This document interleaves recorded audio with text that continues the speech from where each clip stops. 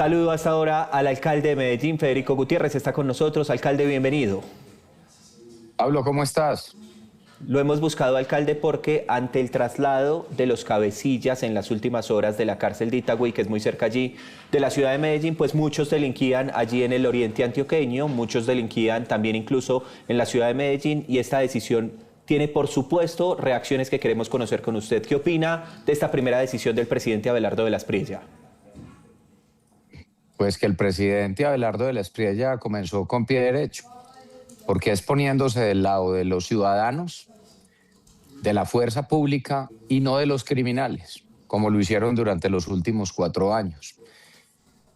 El pabellón que llamaban de alta seguridad de la cárcel de Itagüí se había convertido, era en un resort, en un hotel.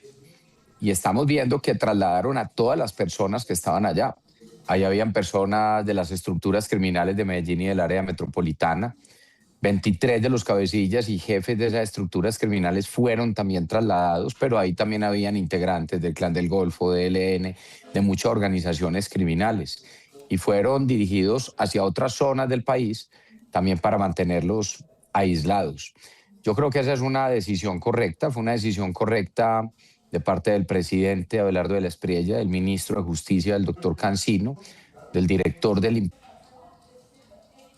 alcahuetería. Durante 4 años, lo que ellos llamaban la paz total no era nada diferente al pacto de la picota, que fue el pacto que hizo Petro con los criminales para llegar al poder hace 4 años, y ese fue el pago que les dio. Yo estoy seguro, y acuérdese de mí, Pablo, y yo creo que Colombia se va a acordar de estas palabras en algún momento. Esos mismos criminales que tuvieron relación estos 4 años, durante estos más de...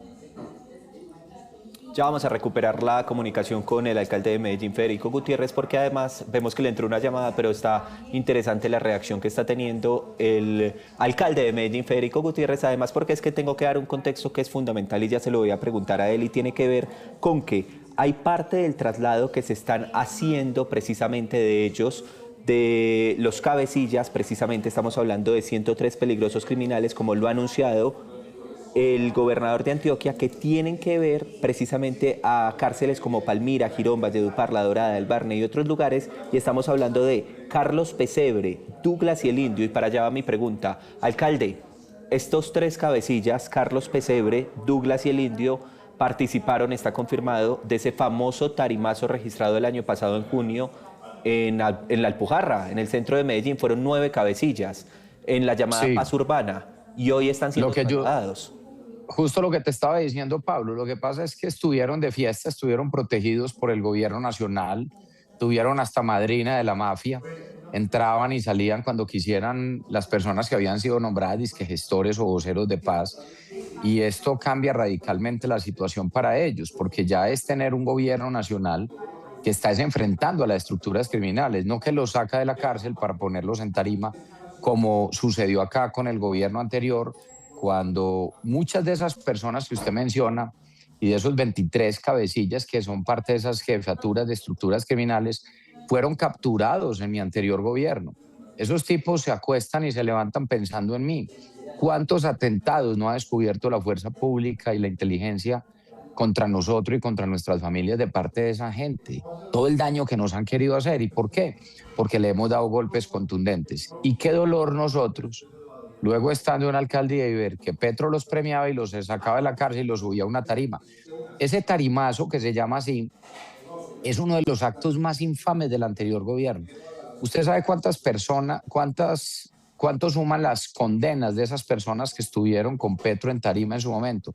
Más de 360 años de cárcel, condenados por delitos de homicidio, desaparición forzada, desplazamiento, extorsión, todos los peores delitos, reclutamiento de menores.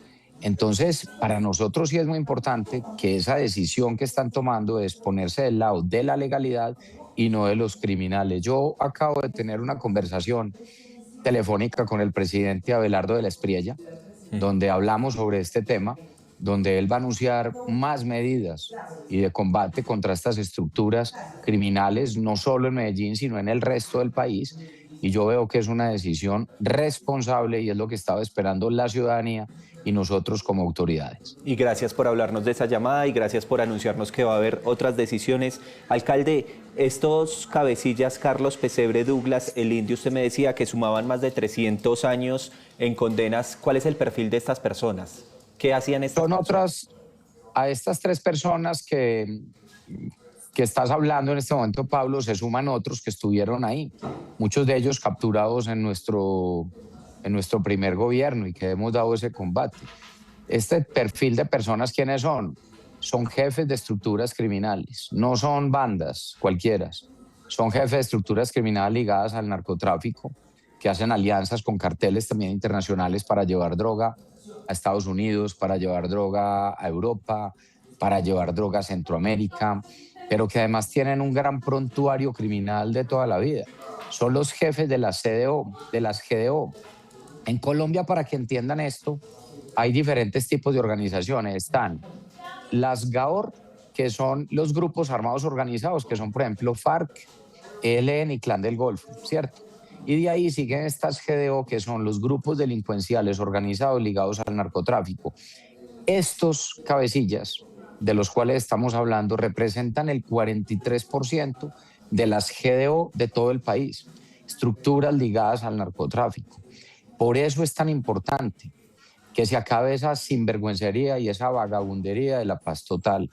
Por eso lo que sigue es que seguramente la solicitud que le hará el presidente Abelardo de la Espriella y su ministro de Justicia a la Fiscalía General de la Nación es que vuelvan a poner en orden el tema de las órdenes de captura contra personajes como alias El Montañero y muchos otros que hoy están justamente beneficiados con temas de paz total y de beneficios de levantamiento de órdenes de captura cuando siguen dedicados a delitos de lesa humanidad y a delitos, por ejemplo, como el narcotráfico. Lo que se viene es un combate decidido a estas estructuras criminales y eso lo dejó ver ayer el presidente Abelardo de la Espriella, ya tomó las primeras decisiones y no es casualidad que ayer, mientras él se posesionaba, pues eran trasladadas todas estas personas. Estamos viendo decisiones que estaba esperando la ciudadanía y sobre todo la legalidad.